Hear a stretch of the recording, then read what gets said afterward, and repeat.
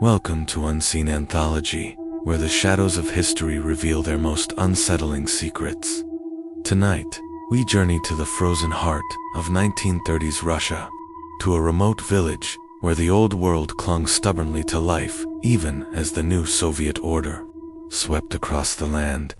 Here, in the snowbound settlement of Kremenk, the Vulov family lived on the edge of the pine forest, their days marked by the rhythm of the seasons and the distant thunder of change. It was a time of upheaval. Stalin's first 5-year plan was transforming the countryside, tearing apart the old ways and forcing collectivization on even the most isolated villages. But in Kremenk, the past was never far away. The villagers still whispered of forest, spirits and household demons, of omens in the wind and curses that could linger for generations. In this world of superstition and survival, the birth of a child was always a moment of hope and of fear. Katya Volova was born on the winter solstice of 1920, during the night when the aurora borealis painted the sky in shimmering curtains of green and violeta, rare and wondrous sight in these southern latitudes. The midwife, old Baba Zoya, made the sign of the cross as she delivered the silent infant. Noting that the child did not cry, but stared intently at the dancing lights outside the window. A strange one, this child, Baba Zoya whispered to Anna, Katya's mother. Born between worlds, on the longest night. Watch her carefully. For her first years, Katya seemed like any other child, curious, quick to laugh. With wide gray eyes and hair, the color of autumn wheat, she was beautiful in a way that drew attention, even in a village where beauty was not uncommon. By the age of 5, she could recite folk tales with perfect recall, delighting the elders who invited her for tea and stories. But as her 7th birthday approached, her parents began to notice something odd. While other children grew taller, lost baby teeth, and changed in the ways children do, Katya remained unchanged. Her face retained its perfect roundness, her milk teeth stayed firmly in place, and her height never shifted. At first, Mikail and Ana told themselves it was a delay, that she would catch up in time. But as the years passed, the truth became impossible to ignore. By 1930, Katya was 10 years old, but still looked and acted like a child of 7. The discrepancy was becoming a source of gossip in the village, where everyone knew everyone's business. Children who had once been her playmates now towered over her, treating her with a mix of curiosity and unease. Some were cruel, others simply kept their distance. Ana, desperate for answers, took Katya to the district doctor in Volgrad, a day's journey away. The doctor, overworked and skeptical, dismissed her concerns. Children develop at different rates, he said. Give her more milk, more eggs. She'll grow in time. But no matter what they tried, Katya remained unchanged, eternally 7, untouched by time or illness. As the winter deepened, strange occurrences began to multiply around the Vulov home. The family cat, once affectionate, now hissed and fled from Katya's presence. Milk soured overnight, mirrors cracked, and the air in the house grew heavy with a sense of unease. The villagers began to whisper, recalling old stories of changelings and spirits that could steal a child's years. Even Mikail, a man of reason, found himself watching his daughter with new wariness. This is the story of Katya Vulova, the girl who never aged, and the parents who grew afraid of her. It is a tale of love and terror, of bargains made in the dark, and of the price that must be paid when the natural order is defied. The winter of 1930 pressed down on Kremenk like a heavy, silent hand. Snow drifted against the Vulov family's wooden house, muffling the world and making every sound, every creak of the floorboards. Every sigh of the wind seemed louder, more significant. Inside, Mikail and Ana did their best to keep the cold at bay, tending the stove and mending clothes by lamplight. Katya, their daughter, sat by the window, tracing patterns in the frost with a fingertip, her breath fogging the glass. At first, the changes were easy to dismiss. Katya was always small for her age, but so were many children in the village. where food was scarce and winters were long. She was quiet, but not withdrawn, thoughtful, but not strange. It was only as the years passed and the other children grew that the difference became impossible to ignore. By the time Katya was 10, she still looked and acted like a child of 7. Her face was unchanged, her hair the same length, her teeth still small and even. She wore the same blue dress every Sunday, and Anna noticed, with a growing sense of unease, that it never seemed to wear out. The fabric remained bright, the embroidery crisp, as if time itself had forgotten her. Anna tried to reassure herself. She'd grow in her own time, she told Mikail, but her voice lacked conviction. Mikail, for his part, grew more silent, watching his daughter with a mixture of love and something like fear. He remembered the night she was born, the aurora. Flickering in the sky, the midwife's whispered warning, "Born between worlds. Watch her carefully." The villagers began to notice too. Children who had once played with Katya now kept their distance, whispering behind their hands. Some were cruel, calling her the changeling or the frozen girl. Others simply avoided her, as if her difference might be contagious. The family cat, once affectionate, now hissed and arched its back whenever Katya entered the room. Milk soured overnight, and mirrors cracked without warning. Anna found herself crossing herself in secret, clutching the small icon of the Virgin Mary she kept hidden in her apron. One afternoon, as Ana mended Katya's dress, she pricked her finger on a needle. Blood welled up, bright against the blue fabric. Katya watched with wide, unblinking eyes. "Does it hurt?" she asked, her voice soft and curious. "A little," Anna replied, dabbing at the wound, "but it will heal." Katya nodded, as if considering this. "I don't think I can be hurt," she said after a moment. "Not like you." Anna felt a chill, despite the warmth of the stove. "What do you mean, Katusha?" Katya shrugged. "I fell from the apple tree last autumn. I scraped my knees badly, but the cuts were gone by morning. No scars, and I never get sick, even when everyone else does." Anna tried to smile, but her hands trembled. "You're a lucky girl." Then, Katya looked at her mother, her gray eyes impossibly old. "Maybe," she said, "or maybe I'm just different." That night, Anna told Mikail what Katya had said. He listened in silence, then stood and paced the small kitchen. "These are blessings, not curses," he insisted. "Our daughter is healthy, resilient." "Why do you speak as if these are bad things?" "Because they are not natural," Anna whispered. "Children change. They grow. They bear the marks of their experiences. Katya does not."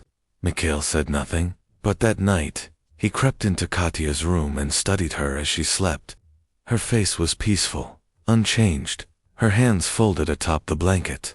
He searched for scars, for any sign of injury, but found nothing. He returned to bed, his heart heavy with questions he could not answer. As the days grew longer and the snow began to melt, the sense of unease in the Vulov household only deepened. Katya remained unchanged, untouched by time, and her parents began to wonder what price they might one day pay for a blessing that felt more and more like a curse. As spring crept into Kremink, the snow receded and the pine forests came alive with bird song. But inside the Vulov home, the tension only grew. Katya's unchanging appearance was now impossible to hide. At school, her classmates had begun to treat her as an outsider. The older children, who once played tag with her in the fields, now whispered and pointed, their eyes wary. Even the teacher, Comrade Sirakina, seemed unsettled by Katya's presence. One afternoon, Sirakina visited Anna at home. She sat stiffly at the kitchen table, her hands folded in her lap. "Your daughter is exceptionally bright," she began, "but the other children, they avoid her. She says things that unsettle them. Yesterday, during our lesson on the life cycle, she insisted that not everyone needs to grow up. She said some people are meant to stay the same forever." Anna forced a smile. Katya has always had a vivid imagination. Sarakina shook her head. It's more than that. She seems to know things about history, about the world that I haven't taught her. And sometimes, when she looks at me, I feel as if she's seeing right through me. After the teacher left, Anna found Katya sitting by the window, watching the clouds drift across the sky. Your teacher spoke to me today, Anna said gently. She's worried about you. Katya didn't turn. She doesn't understand. No one does. Anna sat beside her daughter, searching her face for any sign of the child she had once known. Help me understand, Katusha. Why do you say you don't need to grow? Katya's eyes met her mother's, and for a moment, Anna saw something ancient flicker there. On my 7th birthday, I wished I could stay this way forever. I didn't want to grow old or die. That night, something answered me. It whispered that I could stop time for myself if I truly wanted to. So I said yes. Anna's breath caught. What was it, Katya? What whispered to you? Katya shrugged. I don't know its name. It's very old. It visits me in my dreams. It shows me things, places, people, things that haven't happened yet. It keeps me safe. Anna shivered. Safe from what? From time, from change, from everything that hurts.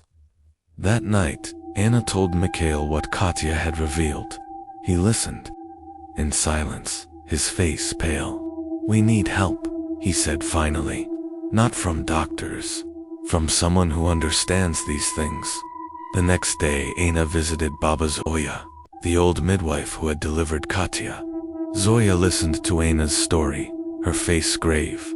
I should have known, she said. Children born on the solstice are always touched by the other world. But this is different. She has made a bargain, and such bargains always come with a price. What can we do? Anna pleaded. Zoya shook her head. There are ways to break such bonds, but they are dangerous. The old spirits do not let go easily. You must be careful, Anna. The village is already whispering. If the wrong people hear, they will not seek to help Katya. They will seek to destroy her. Anna returned home, her heart heavy. That night, she and Mikail sat by the fire, speaking in hushed tones. We must protect her, Mikail said, no matter what. But as the days passed, the strange occurrences multiplied. The family's cat disappeared. Milk soured overnight. Mirrors cracked. Katya's laughter, once bright and innocent, now sounded hollow, echoing through the house like a warning. The villagers grew more suspicious. Some crossed themselves when they saw Katya. Others muttered prayers or spat on the ground. The local party official, Comrade Linov, began to ask questions. Your daughter is unusual, he said to Mikail. One evening, be careful. The party does not look kindly on superstition. Mikail nodded, hiding his fear. He knew that in Stalin's Russia, even a whisper of the supernatural could bring ruin. But as he watched his daughter sleep that night, her face unchanged, he wondered if the real danger was not from the party, but from something much older and much closer to home. The days grew longer, but the Vulov home felt colder than ever. Katya's presence seemed to draw shadows, and even the sunlight that filtered through the windows felt thin and weak. Anna watched her daughter with a mixture of love and dread, searching for any sign that the child she had raised was still there. One evening, as Katya sat by the window, Anna noticed a small leather pouch hanging from a cord around her daughter's neck. She had never seen it before. What's that, Katusha? She asked, trying to keep her voice light. Katya's hand flew to the pouch, clutching it protectively. It's mine, she said, her tone sharper than usual. A gift. For protection. From whom? Anna pressed gently. Katya hesitated. My friend, the one who whispers. Anna's heart pounded. May I see it? Katya shook her head, her eyes suddenly wary. No, it keeps me safe. You wouldn't understand. That night, after Katya had gone to bed, Anna told Mikail about the pouch. We have to see what it is, he said. his voice grim. If it's part of whatever's happening to her, we need to know. They waited until Katya was asleep, then crept into her room. The pouch rested against her chest, rising and falling. With her breathing, Mikail untied the cord and slipped the pouch free. It was warm to the touch, almost pulsing with a life of its own, in the kitchen. They opened the pouch and tipped its contents onto the table. A small figure carved from bone tumbled out, yellowed with age. It depicted a child with an oversized head and elongated limbs, its features subtly wrong, grotesque, but not monstrous. Around the figure's neck was a tiny replica of the pouch. Itself, Ana recoiled. This is not a child's toy. Mikail prodded the figure with a knife, unwilling to touch it directly. Where would she get such a thing? She said it was a gift from her friend, Ana whispered, crossing herself. Misha, I'm afraid. We should destroy it, Mikail said, his voice shaking. He pressed the knife against the figure, intending to split it in two. The moment the metal touched the bone, a high-pitched sound filled the room, not loud, but piercing, like a distant scream. Both parents flinched back. From Katya's room came a sudden thump, followed by the sound of small feet on the floor. Before they could hide the figure, Katya appeared in the doorway, her eyes wide and dark in the lamplight. That's mine, she said, her voice flat and cold. You had no right to take it. Katersha, Mikail began, but Katya's gaze silenced him. She snatched the pouch from the table and clutched it to her chest. As her fingers closed around it, her posture relaxed, her eyes returning to their usual gray. It protects me, she said, her voice small and frightened. You don't understand. Protects you from what? Ana asked, her voice trembling. From time, Katya replied simply. From growing old and dying like everyone else. After Katya returned to bed, Mikail and Ana sat in silence, the bone figure's scream still echoing in their ears. This isn't just a child's wish, Ana said at last. It's something else. Something old. Mikail nodded. We need help. Not from doctors or teachers. From someone who understands the old ways. The next day, Ana returned to Baba Zoya. The old midwife listened to Ana's story, her face grave. The amulet is an anchor, she said.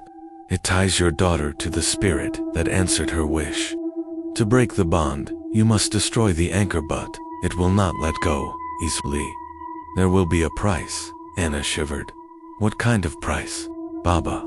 Zoya shook her head. No one can say. But you must decide, do you want your daughter back, or do you want her to remain as she is? That night, Ana and Mikail sat by the fire, the amulet between them. They knew what they had to do. But as they prepared for the ritual Baba Zoya had described, they wondered what would be left of their daughter when the spirit was finally gone. 3 nights later, under a sky stripped of stars, Baba Zoya arrived at the Vulov home. With her came Stepan Orlov, the village hunter, and Galina Petrova, the blind woman known for finding lost things. The air was thick with anticipation and fear.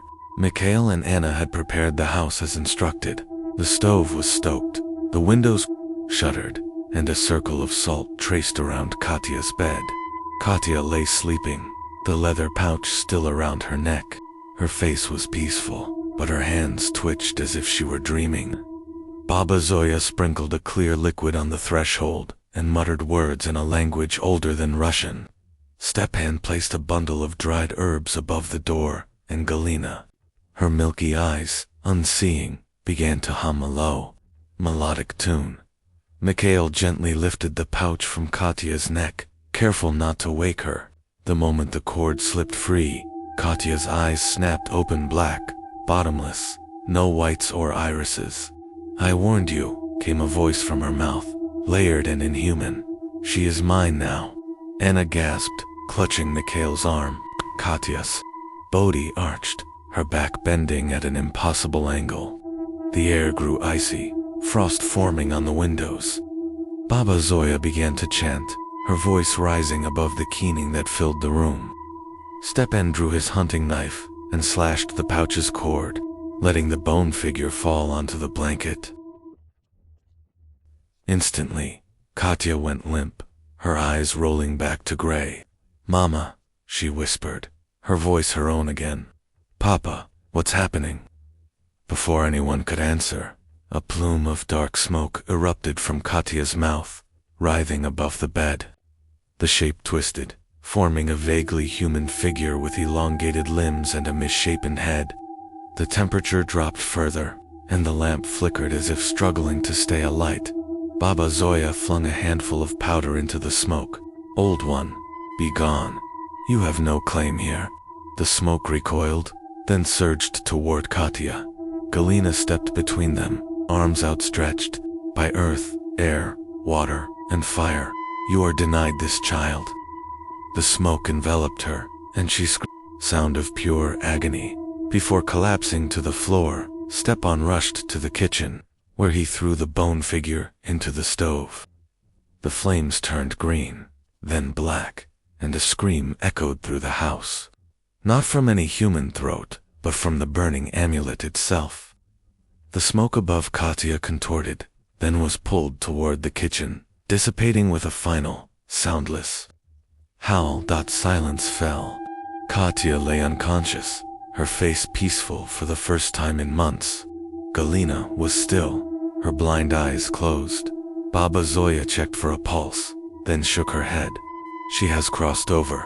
The old one took her instead of the child." Mikail and Ana bowed their heads, grief and relief mingling in their hearts. "What do we do now?" Ana asked, stroking Katya's hair. "You leave," Baba Zoya said. "Tonight, if you can. Go far from this place. Change your names. Never speak of what happened here." "But the authorities," Mikail began. "Stepan has connections," Baba Zoya interrupted. "People who move between worlds, the Soviet world and the older one beneath it. For a price, they can help you disappear." "We have little money," Ana said. "Not that kind of price," Stepan replied. "A promise. Watch over your daughter. Teach her to recognize the signs. Pass this knowledge to her children and her children's children." Mikail nodded. "We promise." That night, as Baba Zoya and Stepan prepared Galina's body for a secret burial in the forest, the Vulovs packed what little they could carry: clothes, food, the family icon hidden in a loaf of bread. Katya remained unconscious until dawn, when she woke with a gasp. "Empty," she whispered. "Hollow inside, but myself again." "We're leaving Kremenk," Mikail told her. "Going somewhere new, somewhere safe." "Will it find me again?" Katya asked. "Not if we remember," Ana said, holding her close. "Not if we stay vigilant." As the first light of day crept over the horizon, the Vulov family slipped away from the only home they had ever known, carrying with them the memory of a night when the old world and the new collided, and the hope that at last their daughter might be free. The journey east was long and perilous. Stepan led the Vulovs through the forest, following hidden trails, known only to hunters and those who lived on the margins of Soviet society. They traveled by night, sleeping in abandoned barns or beneath the sheltering boughs of ancient pines. Katya, still weak from the ritual, clung to Ana's hand, her eyes wide and watchful. After 3 days, they reached the railway. Contacts had arranged for them to board a freight train bound for the industrial city of Magnitogorsk. Their new identities as the Slav family workers volunteering for the 5-year plan secured, with forged papers and whispered promises. The train was crowded with other families, all fleeing something: hunger, suspicion, the relentless gaze of the state. As the train rattled across the endless steppe, Ana watched Katya for signs of change. At first, she saw only exhaustion and confusion. But one morning, as they washed at a stream during a brief stop, Ana noticed a loose tooth in Katya's mouth, the first sign of normal childhood development in years. "Mama, look," Katya exclaimed, wiggling the tooth with her tongue. "I'm growing again." Tears filled Ana's eyes as she embraced her daughter. Mikail, watching from a distance, felt a knot of tension begin to unravel. For the first time in years, hope seemed possible. Magnitogorsk was a city in the Makinga chaos of mud, machinery, and ambition. The Salovs blended in with the thousands of other workers and their families, taking up residence in a cramped apartment near the steel mills. Mikail found work as a carpenter, Ana as a nurse's assistant. Katya enrolled in school, her records listing her as 8 years old, though she was nearly 12. The years passed quickly. Katya grew, losing her baby teeth, shooting up several inches in her first year in the city. By 1935, she was a teenager, indistinguishable from her peers except for a certain wariness in her eyes and a caution in forming friendships.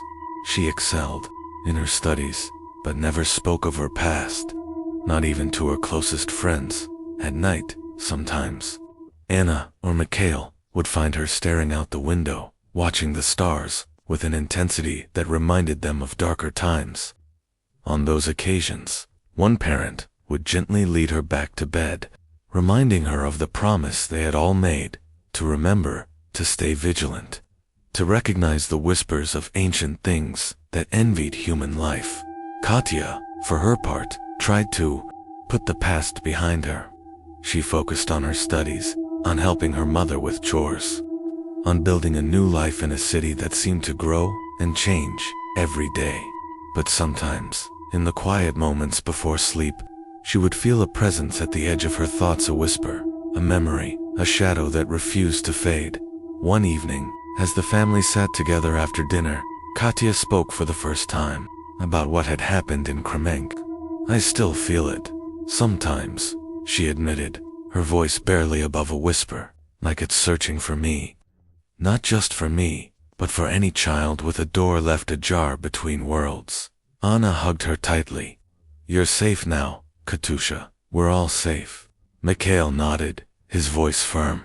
"We closed that door, and if it ever tries to open again, we'll be ready." Katya smiled, her eyes bright with determination. "I'm locking it tight, and someday I'll teach others to do the same." As the city outside their window buzzed with the sounds of progress and change, the Salov family found a fragile peace. They knew that the past could never be entirely forgotten, but they also knew that the future was theirs to shape one day. One choice, one hard, one hope at a time. Life in Magnitogorsk was harsh, but full of possibility. The city, a monument to Soviet ambition, grew taller and louder with each passing month. Katya adapted quickly, her childhood ordeal leaving her with a maturity beyond her years. She excelled in her studies, especially in science and languages, and soon became known for her quiet intelligence and her ability to listen more than she spoke. But the past was never far away. Sometimes Katya would catch a glimpse of something in the corner of her eye, a flicker of shadow, a whisper of movement that vanished when she turned her head. She learned to ignore these signs, to focus on the tangible world of books and work and family. Yet, she never forgot the lessons of Kremenk.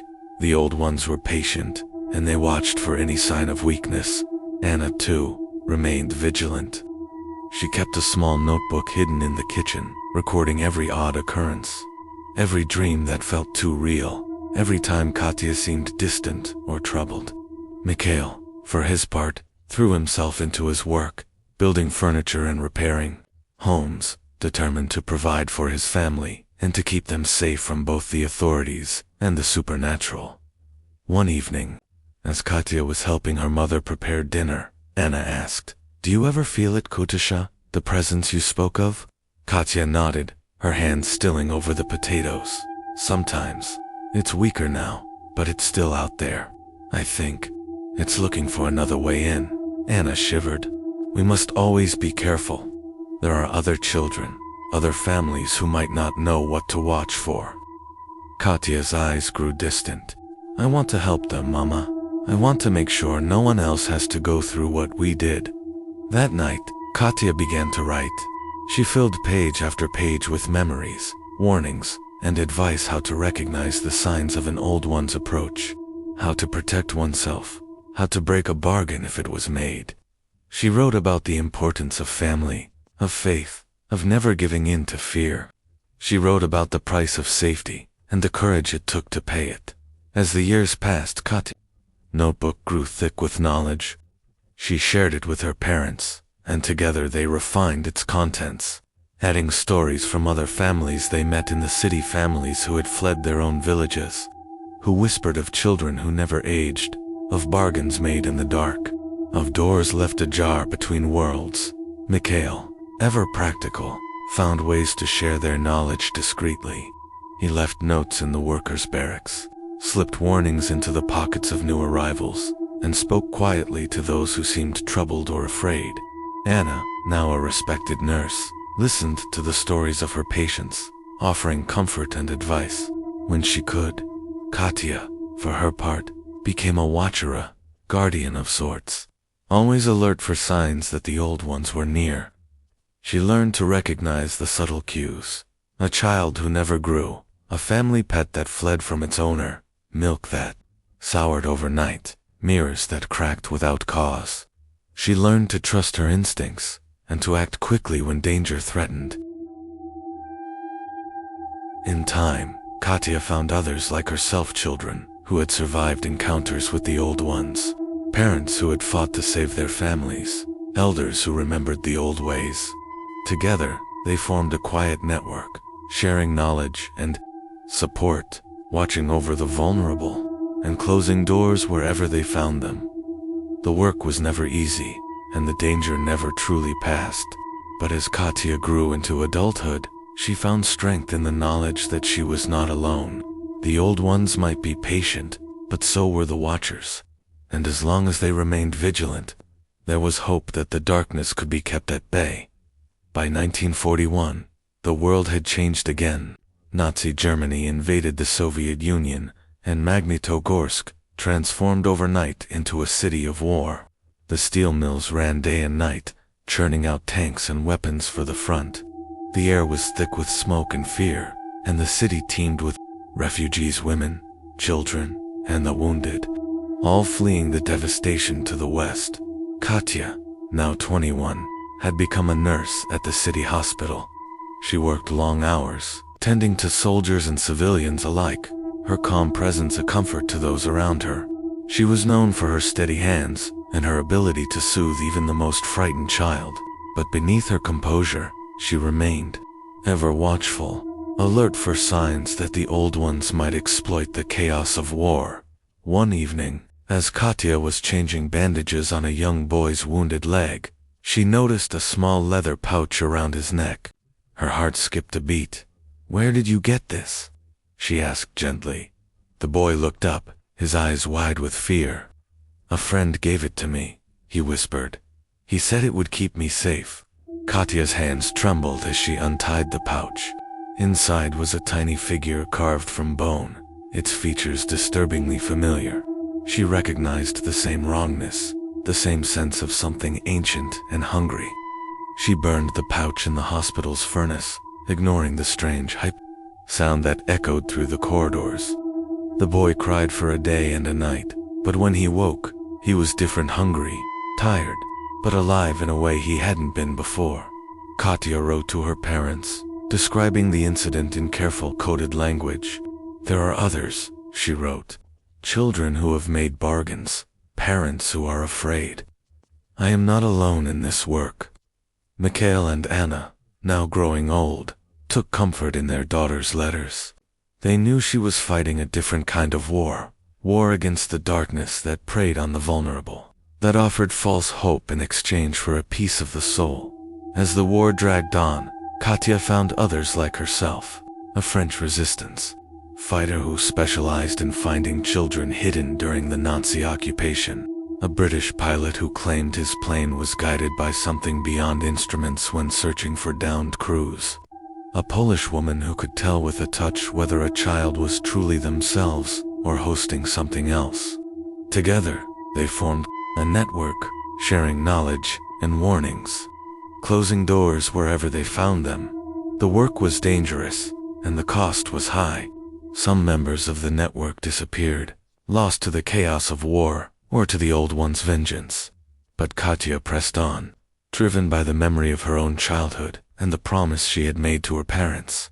In her last letter, sent as Soviet forces closed in on Berlin, Katya wrote, "I found 3 children last week, siblings orphaned near Dresden.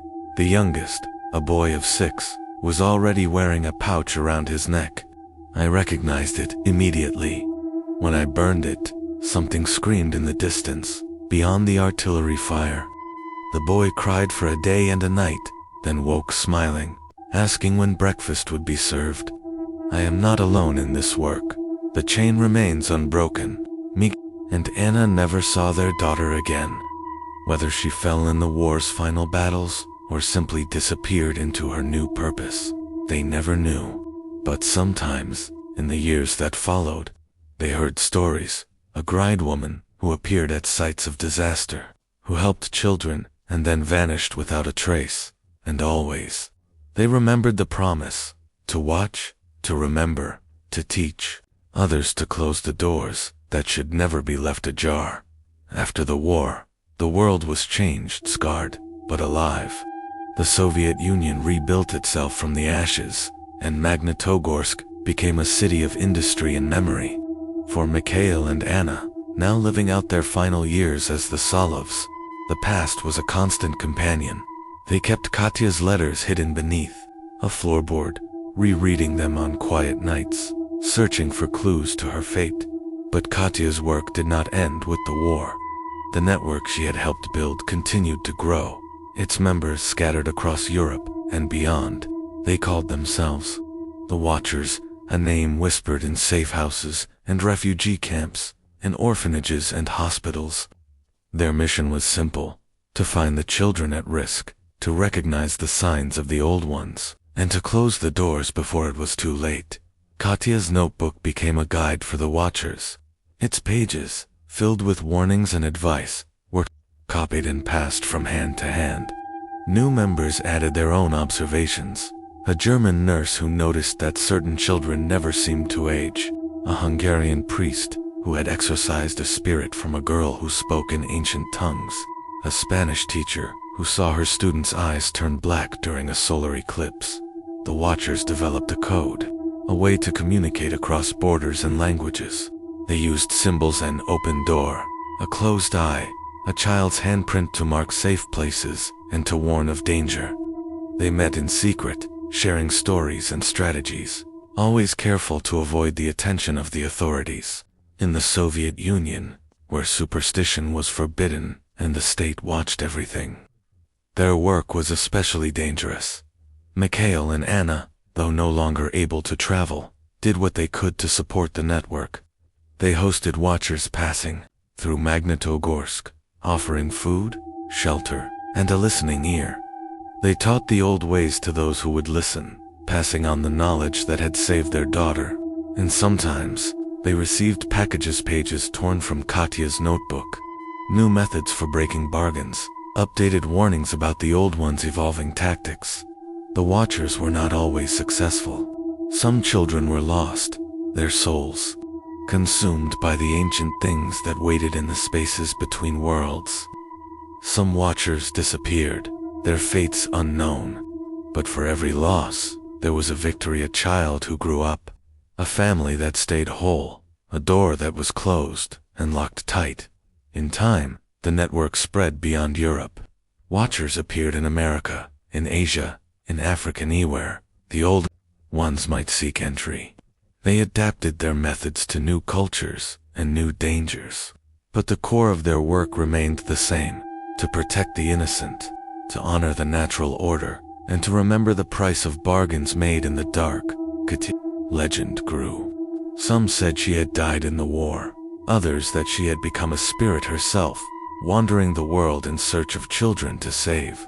A few claimed to have met her, a grade woman with a quiet voice and a fierce determination, who appeared when she was needed and vanished when her work was done. For Mikail and Ana, the hope that their daughter was still alive was enough. They took comfort in the knowledge that her story had become a beacon for others, a warning and a promise. And as they grew old together, they knew that the work would go on. As long as there were watchers to keep the darkness at bay, the years rolled on, and the world changed again. The Soviet Union entered the Cold War, and the old village of Kremenk faded into obscurity, its name erased from maps, its stories nearly forgotten. But in the quiet corners of Magnitogorsk, Mikail and Ana kept the memory alive. They grew older, their hair turning white, their hands gnarled by time and work. Yet, every spring, they planted a small garden in their courtyard, a ritual of hope, a reminder that life could begin again. Sometimes, a letter would arrive with no return address, written in a careful, familiar hand. Inside would be a page or two for the hidden notebook, new warnings, new stories, new methods for recognizing the old ones. The handwriting changed over the years, growing steadier, more confident, but always signed with a single letter, K1. Such letter arrived in 1963, shortly after Mikhail's death. Ana, now alone, opened the envelope with trembling hands. The page inside was brief, but its message was clear. The work continues. The network grows. Some doors will always be left ajar, but more are closed now than open. More children grow, naturally, than remain suspended. It is enough to know we fight, even if we cannot win completely. The girl who never aged now has gray in her hair and lines around her eyes, and she has never been more grateful for these signs of time's passage. Ana wept as she read the words, her heart full of pride and sorrow.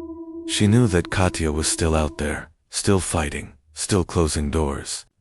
She also knew that the price of memory was high, that to remember was to carry the weight of all that had been lost, all that had been saved. The watchers, too, paid a price. They lived in the shadows, always alert, always wary. They could never settle for long, never grow too comfortable. Their work was lonely, often thankless, and sometimes dangerous. But they endured, bound together by a shared purpose and a promise made long ago in a snowbound village. In time, Ana passed the notebook to a young nurse who had come to care for her in her final illness. The nurse, a quiet woman with sharp eyes and a gentle touch, listened to Ana's stories and promised to keep the knowledge safe. When Ana died, the nurse disappeared, leaving behind only a note. The chain remains unbroken. The years blurred into decades. The world moved on, forgetting the old stories, the old dangers. But the watchers remembered. They taught their children and their children's children to be vigilant, to recognize the signs, to honor the natural order. They knew that the old ones were patient, that they would wait for a new opportunity, a new bargain, a new child with a door left ajar. And so, the legend of the girl who never aged became a quiet refrain, a story told in whispers, a warning passed from one generation to the next. It was a story of love and loss, of courage and sacrifice, of the price that must be paid to keep the darkness at bay. In the end, it was not the rituals or the amulets or the secret knowledge that saved the world from the old ones. It was the memory of a family's love, the determination to protect the innocent, and the willingness to pay the price of remembrance. For as long as there were watchers, as long as there were those who remembered, the doors would remain closed, and the world would be safe at least for a little while longer. As the decades passed, the world outside changed in ways the Vulovs could never have imagined. The Soviet Union rose and fell, cities grew and crumbled, and new generations forgot the old fears. But in the hidden corners of the world, the watchers remained vigilant. They met in secret, exchanging stories and warnings, always searching for signs that the old ones were stirring again. Katya's legend became a touchstone for the network. New watchers learned her story as a lesson and a warning. The girl who never aged, who made a bargain with darkness, and who spent her life closing the doors she had once left open. Her notebook, now copied and translated into many languages, became a manual for those who fought the same battle in different lands. In the 1970s, A watcher in Prague reported a case eerily similar to Katya's. A boy of 8, unchanged for 5 years, was found to be wearing a bone amulet. The watchers intervened, breaking the bond before the old one could take full hold. In Argentina, a teacher noticed that a girl in her class never seemed to grow, her eyes too old for her face. The teacher, a watcher's daughter, recognized the signs and acted quickly, saving the child and her family. The old ones adapted, changing their tactics as the world changed. They whispered through television screens, in the static of radios, in the code of early computers. They offered new bargains: fame, beauty, power, in exchange for a place to hide, a soul to share. But the watchers adapted too, learning to recognize the new signs, to close the new doors. Katya, now an old woman, continued her work in the shadows. She traveled the world, sometimes as a nurse, sometimes as a teacher, always as a watcher. She never stayed in one place for long, always moving, always searching. Her hair turned gray, her face lined with age, but her eyes remained sharp, her purpose unshaken. In her final years, Katya returned to Russia, visiting the places of her childhood. Kremenk was gone, swallowed by the forest and forgotten by the world. The house where she was born had collapsed, the village church reduced to ruins, but the memories remained of her parents' love, of the night she made her bargain, of the price they all had paid. She left behind a new notebook, filled with updated warnings and advice for the next generation of watchers. In it, she wrote, "The darkness is patient, but so are we. The old ones will always seek a way in, but as long as we remember, as long as we teach our children to watch and to close the doors, we will endure." Katya died quietly, her passing marked only by a brief mention in a hospital record. But the watchers knew. They gathered in secret, lighting candles and sharing stories, honoring the woman who had saved so many by refusing to let her own story end in silence. And somewhere, in the spaces between worlds, the old ones waited, hungry and patient. But the doors were closed, and the world, for now, was safe. After Katya's passing, the watchers gathered in small, secret circles to honor her memory.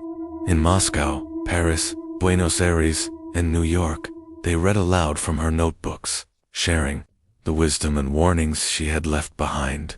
Each watcher added their own stories of children saved, of doors closed, of bargains broken before they could be sealed. Katya's legacy was not just in the rituals and remedies she had recorded, but in the spirit of vigilance she inspired. The watchers taught their children to look for the subtle signs: a child who never grew, a pet that fled from its owner, a mirror that cracked without cause. They taught them to trust their instincts, to ask questions, and to never ignore the feeling that something was not quite right. In the late 1980s, as the Soviet Union crumbled and new freedoms swept across Eastern Europe, the watchers found it easier to communicate. They formed networks across borders, using coded messages and secret meetings to share information. The old ones, sensing opportunity in the chaos, tried new tactics, offering bargains to those desperate for a better life, whispering promises of wealth and escape. But the watchers were ready. They intervened in orphanages and refugee camps, in hospitals and schools. They taught social workers and doctors to recognize the signs, to ask the right questions, to protect the vulnerable. They worked quietly, never seeking recognition, always aware that their greatest weapon was the knowledge passed down from Katya and those who came before her. One watcher, a young woman named Irina, found herself drawn to a case in St. Petersburg. A boy of 10, recently orphaned, had not aged in 3 years. Irina recognized the signs immediately. She befriended the boy, gained his trust, and discovered a small bone amulet hidden in his belongings. With the help of an old priest, she performed the ritual Katya had described, breaking the bond and freeing the boy from the old one's grasp. Irina wrote to the network, "The methods still work. The old ones are clever, but they are not invincible. As long as we remember, as long as we teach, we can keep them at bay. The Watcher's work was never finished. Each generation faced new challenges, new dangers, new ways for the old ones to slip through the cracks. But the chain remained unbroken. The promise kept in Magnitogorsk. The Vulov family's story became a quiet legend.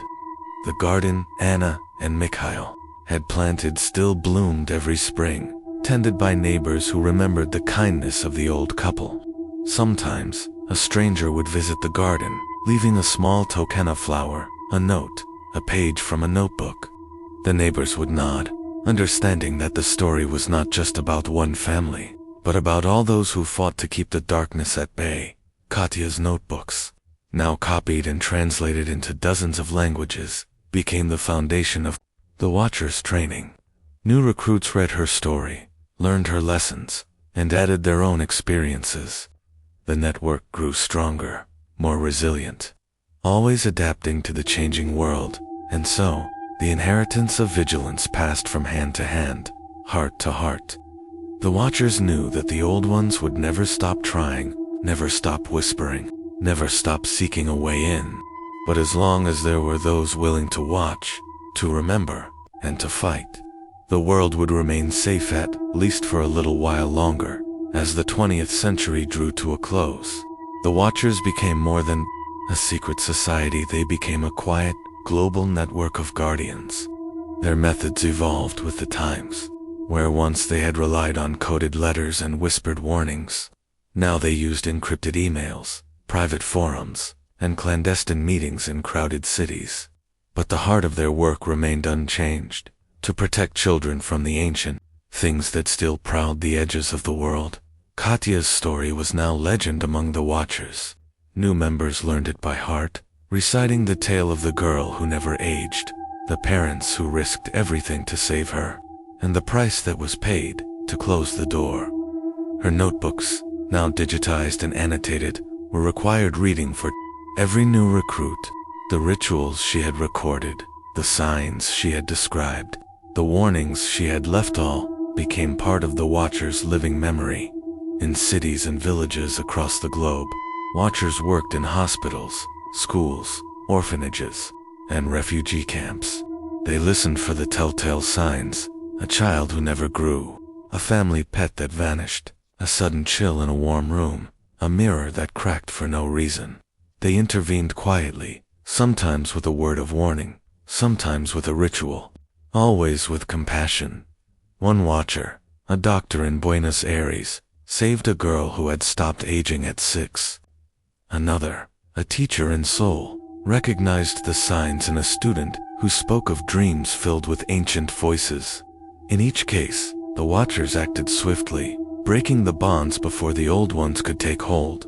But the work was never easy. The old ones adapted, finding new ways to tempt and ensnare. They whispered through television screens, in the static of cell phones, in the code of the internet. They offered new bargains: popularity, beauty, escape from pain, exchange for a place to hide, a soul to share. The Watchers, too, adapted. They trained social workers, doctors, and teachers to recognize the signs. They created safe houses and support networks for families at risk. They shared their knowledge with those who would listen, always careful to avoid the attention of skeptics and authorities who might dismiss their work as superstition. In Magnitogorsk, the Vulov family's legacy endured. The garden Anna and Mikail had planted continued to bloom, tended by neighbors who remembered their kindness. Sometimes, a Watcher would visit, leaving a small token of flower, a note, a page from a notebook, at the edge of the garden. The neighbors understood, and the story lived on. Katya's notebooks, now translated into dozens of languages, became the foundation of the Watchers' training. Each new generation added their own stories, their own warnings, their own victories and losses. The chain remained unbroken, the promise kept, and so, the quiet guardians watched and waited, always ready to act when the old ones stirred. They knew that the darkness would never be fully vanquished, that the price of vigilance was eternal. But they also knew that as long as they remembered, as long as they taught their children to watch and to close the doors, the world would remain safe at least for a little while longer. By the early 2000s, the Watchers Network had become a tapestry of stories, woven from every continent and culture. Some tales were whispered in the dark, others shared in training sessions or written in encrypted files, but all of them carried the same message. The old ones were real, and the price of forgetting was always too high. In a small apartment in Warsaw, a watcher named Tomasz read Katya's story to his daughter, translating the Old Russian into Polish. "Why do we remember these things?" she asked, her eyes wide with fear and wonder. Tomasz smiled gently. "Because remembering keeps us safe. Because stories are doors, and we must learn which ones to open and which to keep closed." In New York, a social worker named Maria kept a copy of Katya's notebook in her desk drawer. She had never seen a child who never aged, but she had seen the signs, the sudden withdrawal, the strange dreams, the sense of something watching from the shadows. She taught her colleagues to listen, to trust their instincts, to ask questions that others might dismiss. The Watchers' methods had changed with the times, but their purpose had not. They still met in secret, sometimes in person, sometimes online. They shared news of new threats, children who spoke in ancient tongues, families haunted by bargains made in desperation, communities where the old ones had found new ways to slip through the cracks. But they also celebrated their victories. A girl in Cairo who began to grow again after her amulet was destroyed. A boy in Mumbai who was saved by a teacher who recognized the signs. A family in Canada who moved across the country, leaving behind a darkness that had stalked them for years. Katya's story was at the heart of it all. Her notebooks, now digitized and annotated in dozens of languages, were the Watcher's Bible. New recruits read her words, learned her lessons, and added their own experiences. The network grew stronger, more resilient, always adapting to the changing world. Yet, for all their vigilance, the Watchers knew that the old ones would never stop trying. They would always seek a way in, always whisper promises to the lonely, the frightened, the desperate. The Watchers taught their children to be wary of easy answers, to value the natural order, to honor the cycle of birth, growth, aging, and death. In Magnitogorsk, the Salov family's garden still bloomed every spring. Neighbors tended it, remembering the kindness of Anna and Mikail, the quiet strength of Katya. Sometimes, a stranger would visit, leaving a small tokena flower, a note, a page from a notebook. The neighbors would nod, understanding that the story was not just about one family, but about all those who fought to keep the darkness at bay. And so, the stories continued. They were told in whispers and in songs, in letters and in emails, in the quiet moments before sleep and in the bright light of day.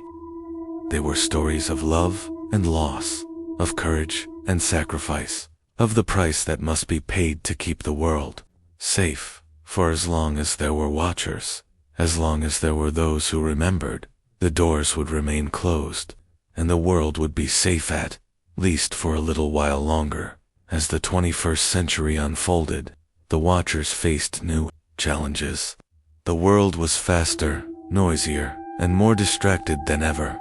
Children grew up surrounded by screens and stories from every corner of the globe. The old ones, ever patient, adapted to the new world, finding fresh ways to whisper their bargains through online forums, viral videos, and the loneliness that sometimes hid behind 1,000 digital friends.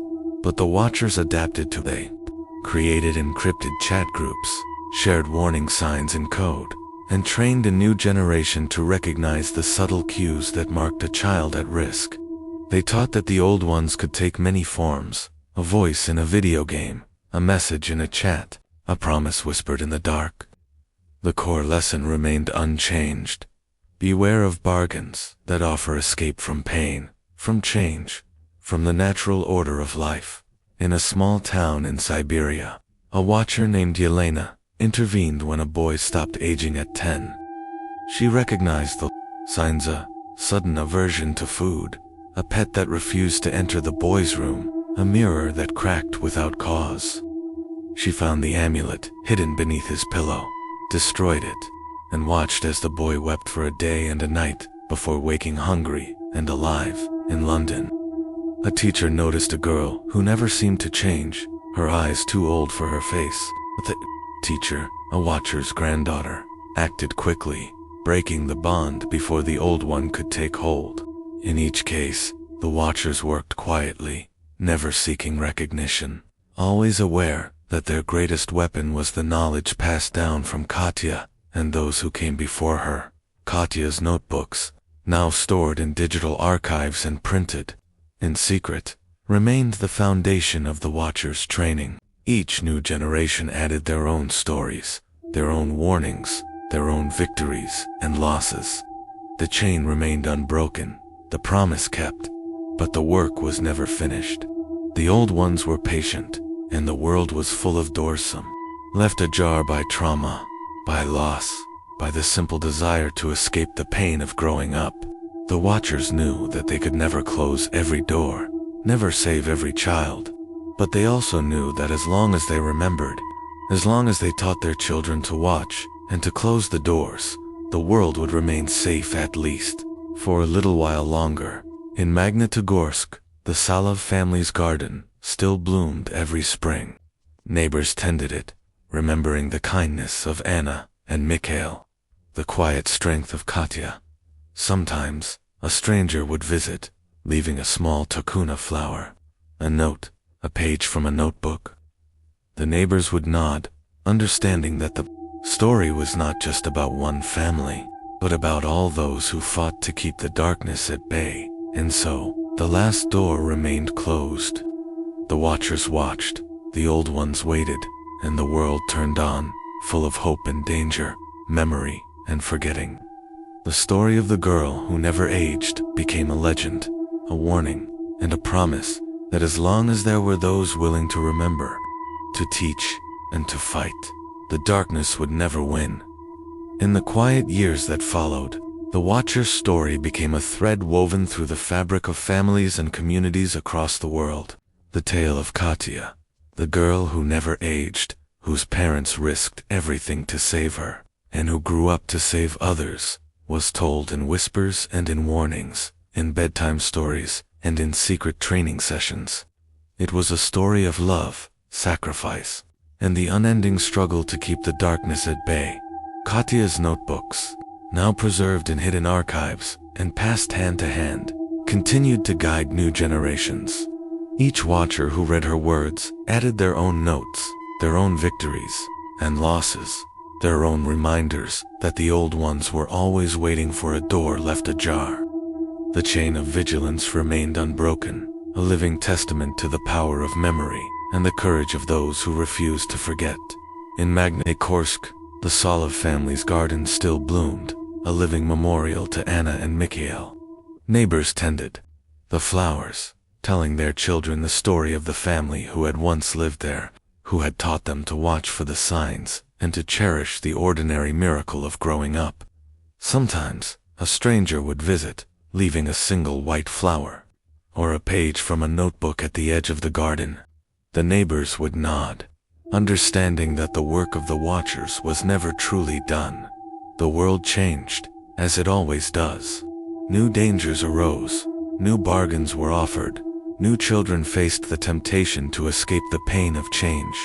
But the Watchers endured, adapting their methods, sharing their knowledge, and reminding each other that the greatest weapon against the darkness was not magic or ritual, but loved fierce, stubborn love of parents for their children, of teachers for their students, of strangers for the vulnerable. In her final years, Katya's legend became a beacon for those who felt alone in their struggle. Letters arrived from every corner of the globe, from people who had recognized the signs, closed a door, or saved a child. Some wrote to thank her, others to ask for guidance, a few simply to share their own stories of hope and fear. Katya answered as many as she could, her words always gentle, always encouraging, always reminding her readers that they were not alone. When Katya's time finally came, she died quietly, surrounded by friends and fellow watchers. Her last words, whispered to the young woman who had come to take up her work, were simple. Remember, teach, love. The doors will always be there, but so will we. After her passing, the watchers gathered in secret to honor her memory. They read from her notebooks, shared stories of children saved and doors closed, and renewed their promise to keep watch as long as the world needed them. The chain remained unbroken, the promise kept, and somewhere, in the spaces between worlds, the old ones waited, patient and hungry. But the doors were closed, and the world, for now, was safe. The story of the girl who never aged and whose parents grew afraid of Herbie came more than a legend. It became a call to vigilance, a reminder that the greatest dangers are often the ones we invite in, and that the greatest hope lies in the courage to face the unknown. Together, thank you for joining us on this journey into the shadows of history. If the story of Katya and the Watchers intrigued you, don't forget to subscribe to Unseen Anthology for more tales where folklore and fear collide. Share your thoughts or your own family legends in the comments below. And remember, sometimes the most haunting mysteries are those that linger just out of sight, waiting for someone to listen. Until next time, keep your eyes open for what remains unseen, and may the stories you inherit bring you wisdom, not fear.